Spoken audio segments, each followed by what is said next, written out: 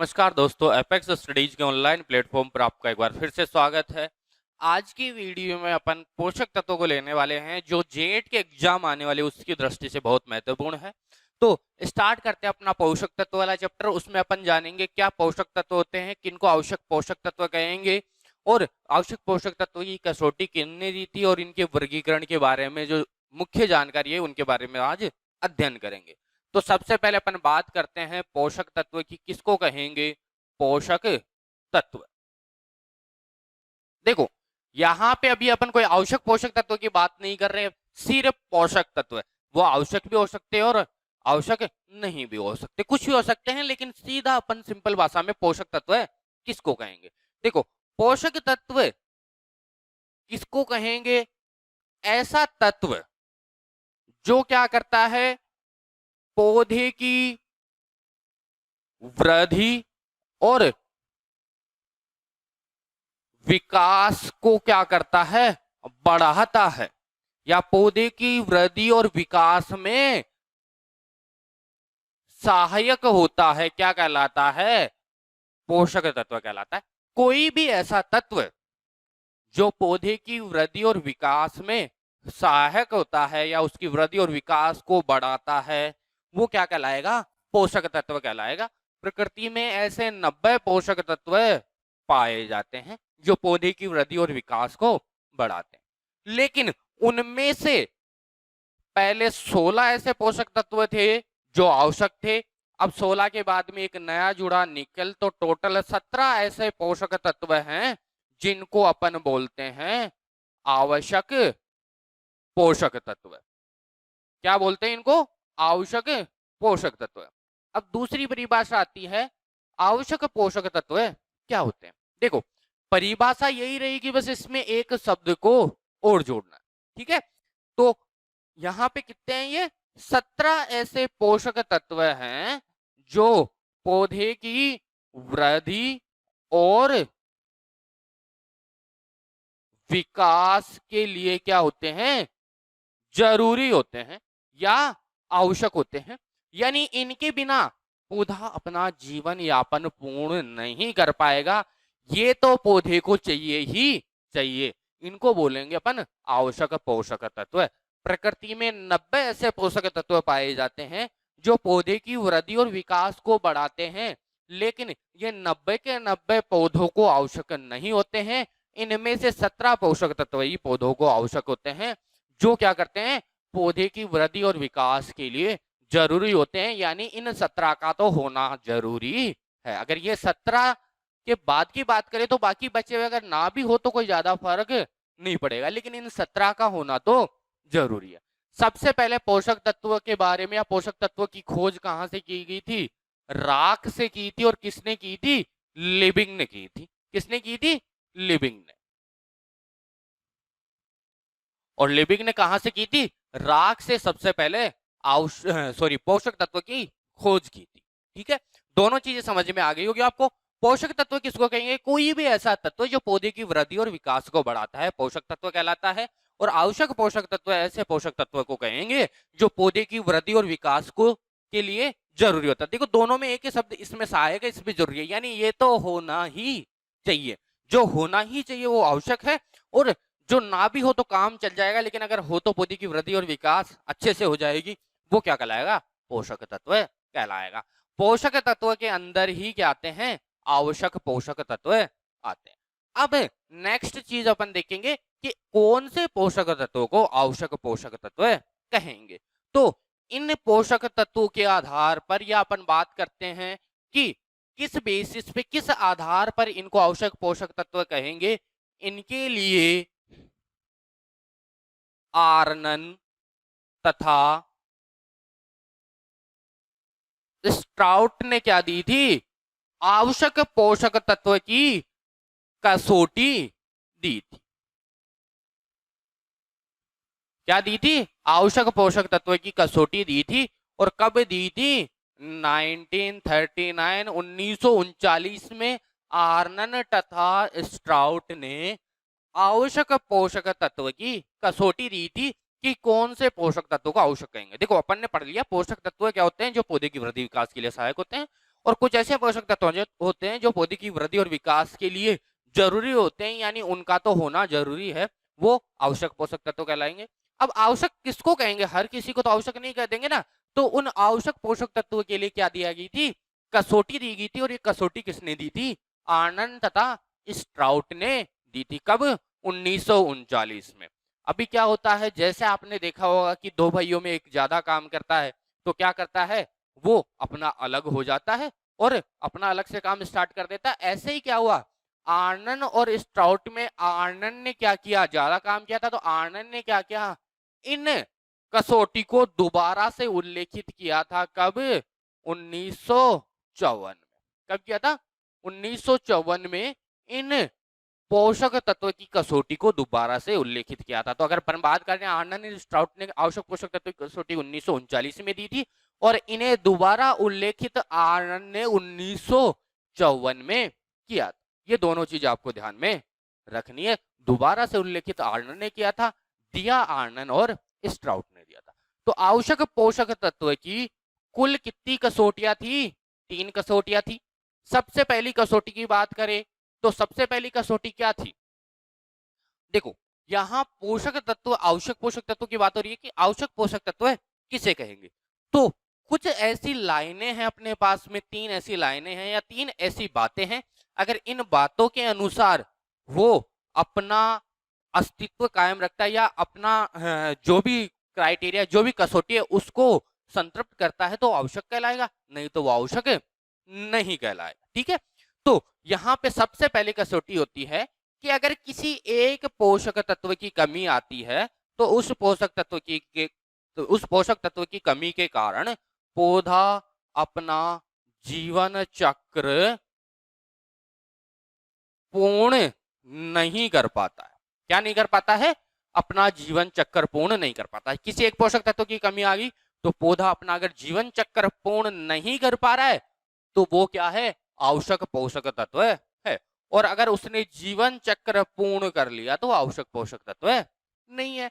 दूसरी कसौटी क्या बताती है कि अगर किसी एक पोषक तत्व की कमी है तो उसकी कमी उसी पोषक तत्व के द्वारा पूर्ण की जानी चाहिए। जैसे अगर पौधे में नाइट्रोजन की कमी है तो आप क्या करोगे? अगर नाइट्रोजन देते हो तो उसकी कमी पूर्ण हो जानी चाहिए। ऐसा नहीं होना चाहिए कि आप अगर पौधे को नाइट्रोजन की कमी है और आपने क्या दिया, फास्फोरस दिया और पौधे की कमी पूर्ण हो गया। अगर इस स्थिति में पौधे के जो कमी के लक्षण थे वो हट गए तो इसको फिर आवश्यक पोषक तत्व नहीं कहेंगे। आवश्यक कब कहेंगे? जब जिस पोषक तत्व की कमी हो वो ही पोषक तत्व अगर पौधे को दिया जाए तो पौधा उस पोषक तत्व की कमी के लक्षणों को खत्म कर देता है या दूर कर देता है। अगर पौधा दूसरे पोषक तत्व के देने के पश्चात ये कार्य कर रहा है तो फिर इसका मतलब वो आवश्यक नहीं है। क्यों? आवश्यक कब होगा? जैसे आप कोई काम करते हो, उदाहरण के लिए लेते हैं, आप किसी काम में माहिर हो, आप कोई काम बहुत अच्छे से कर सकते हो। अगर आपका वो ही काम दूसरा कोई इंसान कर सकता है तो आपकी कोई जरूरत है? आप आवश्यक हो? नहीं हो ना। लेकिन अगर आपके अलावा वो काम कोई नहीं कर सकता तो इसका मतलब आप उनके लिए आवश्यक हो, आप भी वो काम कर सकते हो, तो आपको वो कभी वहां से नहीं हटा सकते, आप वहीं पे रहोगे। लेकिन अगर आपका काम कोई दूसरा कर सकता है तो आपको कभी भी हटाया जा सकता है। क्यों? क्योंकि फिर आप आवश्यक नहीं हो। ऐसे क्या, नाइट्रोजन की कमी के लक्षण अगर नाइट्रोजन पूरा करता है तो वो आवश्यक है, वहीं पे नाइट्रोजन की कमी के लक्षण कोई दूसरा पोषक तत्व पूरा कर देता है तो आवश्यक नहीं है। जल्दी से लाइक और शेयर बटन दबा के लाइक और शेयर ठोक दे महाकाल के आशीर्वाद से। लेकिन कुछ दृष्टि में ये पूर्णतः लागू नहीं होता है तो उनको अपन अपवाद की दृष्टि से देखते हैं। अब अपवाद की बात कर रहे हैं तो अपवाद क्या क्या है? देखो, कुछ अपवाद ले लेते हैं। जैसे एक अपवाद है, पोटेशियम की कमी के लक्षण सोडियम पूर्ण कर देता है। किसमें? चकुंद्र में। चकुंद्र में पोटेशियम की कमी के लक्षण कौन कर देता है?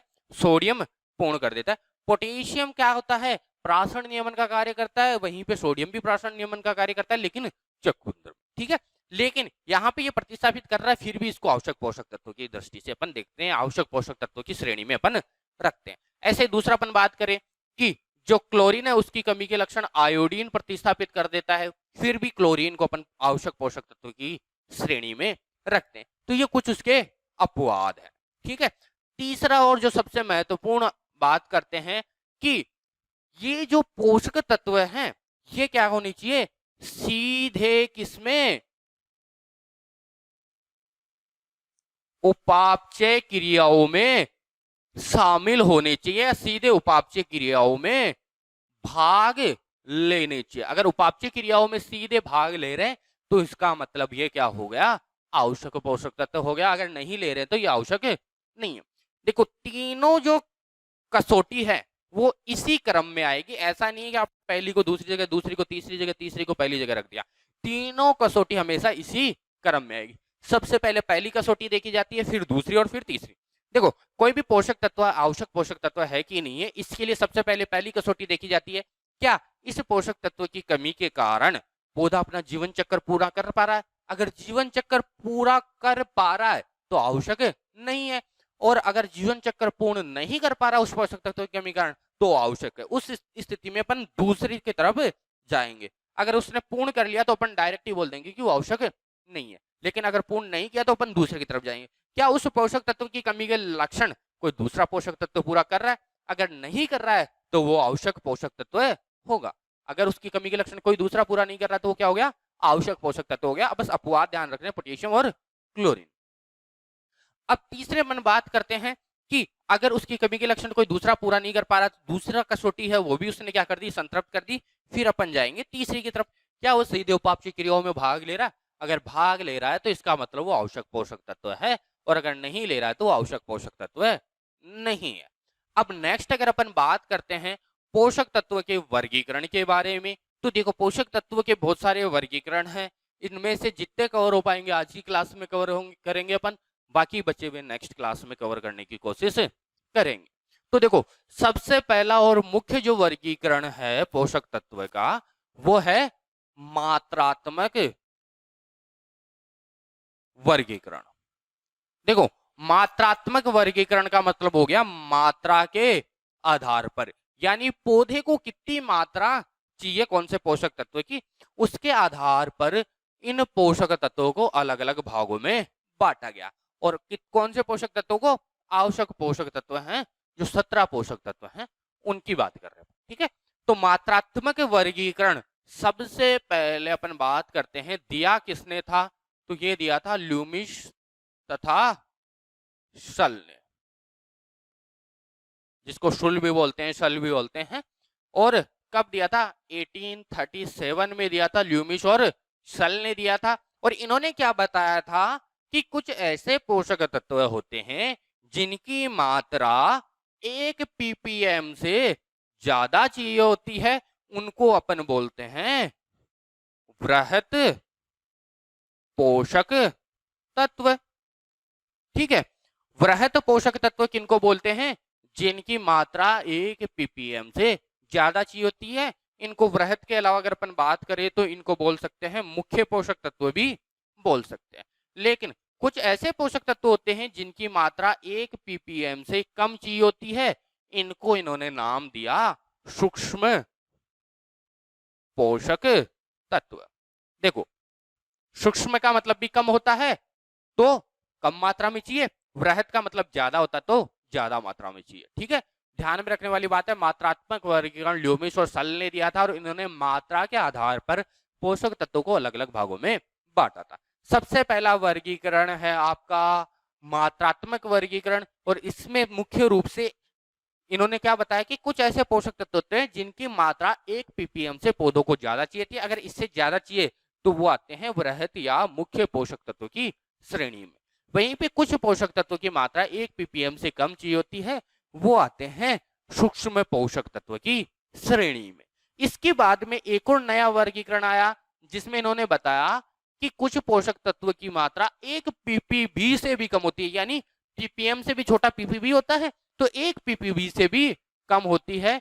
इनको अपन बोलेंगे अति सूक्ष्म पोषक तत्व। अब अपन डिटेल में नहीं जाएंगे कि ppm ppb और ppm ppb छोटा कौन होता है बड़ा कौन होता है, इन चीजों के बारे में अगर डिटेल में जाएंगे तो लेक्चर बहुत ज्यादा बड़ा हो जाएगा। तो आपको ध्यान रखना है सिंपल भाषा में कि ppm बड़ा होता है और ppb छोटा होता है। ppb यानी 1 ppb से भी कम चाहिए, अति सूक्ष्म पोषक तत्व है। 1 ppm से कम चाहिए सूक्ष्म पोषक तत्व, 1 ppm से ज्यादा चाहिए वृहत या मुख्य पोषक तत्व। जो वृहत या मुख्य पोषक तत्व होते हैं ये दो प्रकार के होते हैं। पहला होता है प्राथमिक पोषक तत्व और दूसरा होता है द्वितीयक पोषक तत्व। और जो द्वितीयक पोषक तत्व होते हैं इनका दूसरा नाम है गौण पोषक तत्व भी बोलते हैं। ठीक है, पहला है प्राथमिक और दूसरा द्वितीयक। अब देखो आपके क्वेश्चन आता है कि निम्न में से कौन सा पोषक तत्व सर्वाधिक मात्रा में पौधों को चाहिए होता है। तो सबको पता है मुख्य पोषक तत्व है और वृहत पोषक तत्व है, लेकिन आपके ऑप्शन दे दिया पहला प्राथमिक, दूसरा द्वितीयक, तीसरा सूक्ष्म और चौथा अति सूक्ष्म।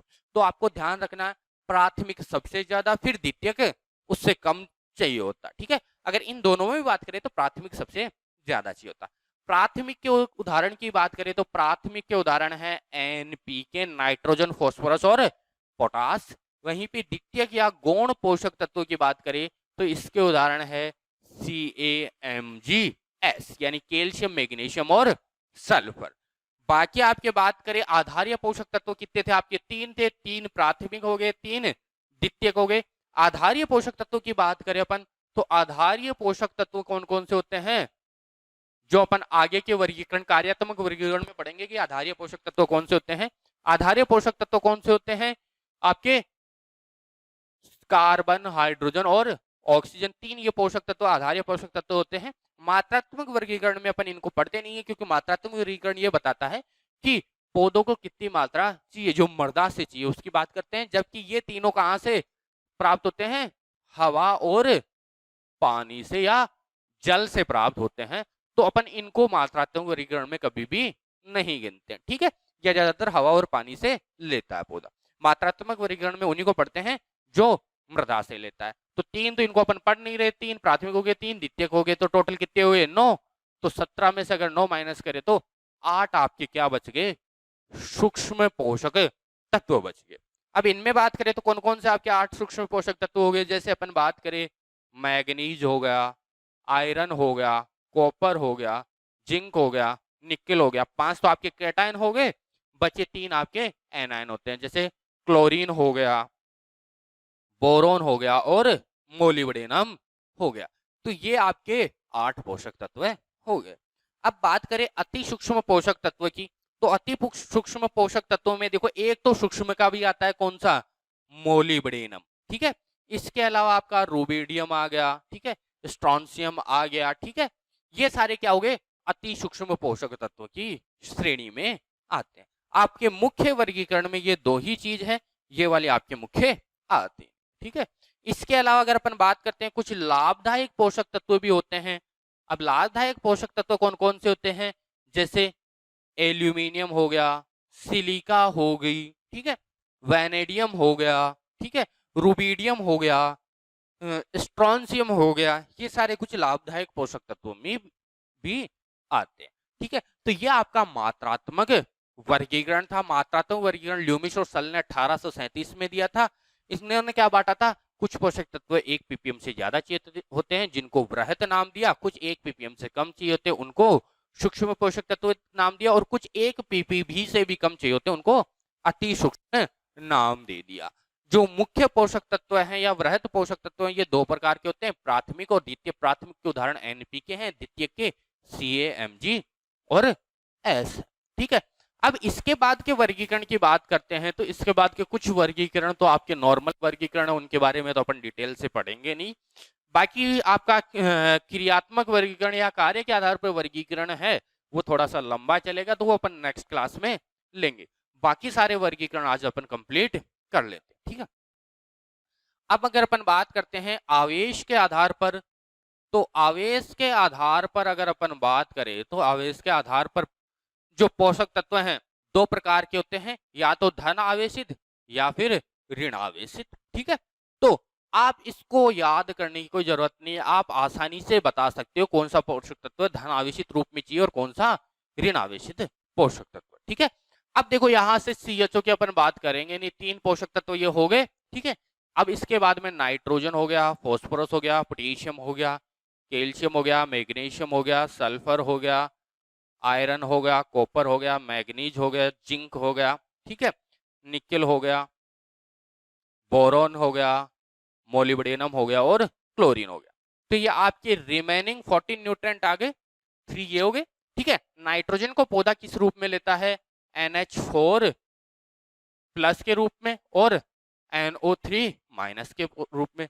फॉस्फोरस की बात करें तो H2PO4 माइनस HPO4 2 माइनस के रूप में। पोटेशियम को K प्लस के रूप में लेता है, कैल्शियम को Ca2 प्लस के रूप में लेता है, मैग्नीशियम को Mg2 प्लस के रूप में लेता है, सल्फर को SO4 2 माइनस के रूप में लेता है, आयरन को Fe2 प्लस और Fe3 प्लस में मुख्य रूप से Fe2 प्लस लेता है, कॉपर को Cu2 plus, manganese Mn2 plus और 3 प्लस भी लेता है, लेकिन मैन 2 प्लस ही है। यहाँ पे जिंक भी Zn2 प्लस लेता है। निकल किस में होगा? Ni2 प्लस में होगा। बोरोन क्या होता है? S3BO3 माइनस होता है। इसके अलावा H2B4O7 माइनस होता है। मोलिब्डेनम की बात करें तो मोलिब्डेनम किस रूप में लेता है? MOO4 माइनस की, वहीं पे क्लोरीन का Cl माइनस। ठीक है, अब देखो यहाँ पे सभी पोषक तत्वों में क्या है, या तो प्लस का सिंबल लगा या फिर माइनस का सिंबल लगा। जो प्लस का सिंबल लगा वो प्लस रूप में लेगा। जैसे फास्फोरस की बात करें, फास्फोरस में माइनस है तो फास्फोरस ऋणायन के रूप में लेगा। पोटेशियम के ऊपर प्लस है तो पोटेशियम पॉजिटिव के रूप में लेगा। कैल्शियम पॉजिटिव के रूप में लेगा, आयरन पॉजिटिव के रूप में, क्लोरीन नेगेटिव के रूप में, बोरोन नेगेटिव के रूप में। अब देखो बोरोन क्या होता है? नेगेटिव रूप में होता है और बोरोन की एक फॉर्म होती है जीरो भी आता है, यानी कोई चार्ज नहीं होता। तो आपसे पूछे कि कौन से ऐसी फॉर्म है जिसको बिना चार्ज या बिना आवेश वाले रूप में भी पौधा लेता है, तो बोरोन आ जाए। अब इसमें एक सबसे महत्वपूर्ण क्वेश्चन आता है नाइट्रोजन का। देखो बाकी सभी जो भी रूप है, सभी फॉर्म है, वो या तो प्लस रूप में लेगा या पौधा माइनस रूप में होगा। लेकिन नाइट्रोजन की देखो, नाइट्रोजन का एक रूप प्लस रूप है अमोनिकल रूप, और दूसरा रूप नाइट्रेट रूप माइनस में है। तो अपन बोल सकते हैं कि नाइट्रोजन एकमात्र ऐसा पोषक तत्व है जिसको पॉजिटिव चार्ज और नेगेटिव चार्ज दोनों रूप में पौधा लेता है। ठीक है, नाइट्रोजन को पौधा पॉजिटिव चार्ज के रूप में भी लेता है और नेगेटिव चार्ज के रूप में भी लेता है। ठीक है, अब यहाँ पे सेकंड अपन चीज बात करते हैं, नाइट्रोजन की बात हो गई है। इसके अलावा सेकंड अपन बात करते हैं, पौधा पोषक तत्वों को या तो प्लस के रूप में ले रहा है या माइनस के रूप में ले रहा है। नाइट्रोजन के लिए दोनों रूप में ले रहा है। तो प्लस और माइनस जहां भी होते हैं उनको बोलते हैं आयन बोलते हैं। तो पौधा पोषक तत्वों को किस रूप में लेता है? आयनिक रूप में लेता है। ध्यान रखने वाली बात है, बहुत इंपॉर्टेंट क्वेश्चन है। पौधा पोषक तत्वों को हमेशा आयनिक रूप में लेता है, और इसके अलावा अगर अपन बात करें तो अकार्बनिक रूप होता है ये। ठीक है, तो अपन बोल सकते हैं पौधा पोषक तत्वों को हमेशा अकार्बनिक आयोनिक रूप में लेता है, यानी आयन के रूप में हमेशा पौधा पोषक तत्वों को लेता है। ठीक है, अब बात करते हैं एक और आपका यहाँ पे है वर्गीकरण। तो उसको अपन बोल सकते हैं कुछ पोषक तत्व ऐसे होते हैं जो धातु के रूप में होते हैं और कुछ अधातु होते हैं। तो ध्यान रखने वाली बात है, साधारण सिंपल भाषा की बात करें अपन तो सभी धनायन धातु होते हैं और सभी ऋणायन क्या होते हैं? अधातु होते हैं। धनायन क्या होते हैं? धातु होते हैं, और ऋणायन क्या होते हैं? अधातु। लेकिन कुछ अपवाद की बात करें, नाइट्रोजन दोनों रूप में है लेकिन नाइट्रोजन क्या है? अधातु है। ऐसे मोलिब्डेनम ऋणायन रूप में, लेकिन मोलिब्डेनम धातु की श्रेणी में आता है। ठीक है, तो साधारणतः सभी धनायन क्या होते हैं? धातु, और ऋणायन क्या होते हैं? अधातु। लेकिन मोलिब्डेनम अपवाद है, वो धातु में आता है, और नाइट्रोजन अधातु में आता है। आज की वीडियो में अपन यहीं तक का वर्गीकरण रखने वाले हैं। जो नेक्स्ट वर्गीकरण होगा आपका क्रियात्मक वर्गीकरण, वो अगले वीडियो में लेंगे। धन्यवाद।